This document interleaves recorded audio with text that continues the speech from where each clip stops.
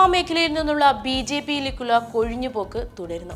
സംവിധായകൻ രാജസേനു പിന്നാലെ ഭീമൻ രഘുവും ബി.ജെ.പി വിട്ടു. ഇരുവരും CPM-ലേക്കാണ്. ബി.ജെ.പി രാഷ്ട്രീയത്തിൽ മടുത്തതാണ് പാർട്ടി വിടാൻ കാരണമെന്ന് ഭീമൻ രഘു വ്യക്തമാക്കി.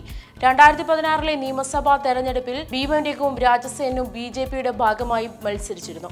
എന്നാൽ പിന്നീട് അങ്ങോട്ട് ഇരുവരും ബി.ജെ.പി രാഷ്ട്രീയത്തിൽ സജീവമായിരുന്നില്ല. സംസ്ഥാന ബി.ജെ.പി നേതൃത്വത്തിന് നിലപാടുകൾ അതൃപ്തി പ്രകടിപ്പിച്ച രാജസേനൻ അടുത്തിടെ പാർട്ടി വിട്ട് CPM-ലേക്ക് ചേർന്നിരുന്നു. ഇതിനു പിന്നാലെയാണ് ഭീമൻ രഘുവും പാർട്ടി വിടുന്നത്. അമേരിക്കയിലുള്ള മുഖ്യമന്ത്രി കേരളത്തിൽ എത്തിയാലുടൻ അദ്ദേഹവുമായി സംസാരിച്ച ശേഷം CPM-ൽ പ്രവേശനമുണ്ടാകുമെന്ന് ഭീമൻ രഘു വ്യക്തമാക്കി. ബി.ജെ.പിയിൽ ഉണ്ടായിരുന്ന കാലത്ത് ജനങ്ങൾക്കിടയിൽ നിന്ന് പ്രവർത്തിക്കാനായില്ലെന്നും ഭീമൻ രഘു പറയുന്നു. മനസ്സുമടുക്കുന്ന അനുഭവങ്ങളാണ് ബി.ജെ.പി നേതാക്കളിൽ നിന്ന് ഉണ്ടായത്. തെരഞ്ഞെടുപ്പ് സമയത്ത് നിരവധി മോശ അനുഭവങ്ങളുണ്ടായി.